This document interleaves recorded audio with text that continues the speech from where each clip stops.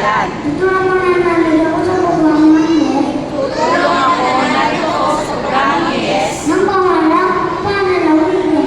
pamahalaan panlalawigan. Kung natigilan siya ang kapaligiran. Gawin namin sa kanutiran ang kapatiran. Tatapos ko ang mga basos sa tamang lugar. Tatapon ko ang mga basura sa tamang lugar Ang palagahan ng unang pamahalaan. at pahalagahan ng pok na pamamaraan Upang magamit ang pakinabangan. upang muli magamit at pakinabangan Ang mga bagay na dati pinatapon lamang. ang mga bagay na dahil ay tinatapon lamang. Na ako nagkasing ng mga puno. Ako ay magtatanim ng mga puno Buong pagayabong marubata. upang mapayabong ang kagubatan May iwasang bagbata sa mga rolian. nang maiwasan ang pangahat ng sirang ari-arian. Siguro ako upang makanatili. Tutulong ako upang mapanatili Linan bunga ng tulpi.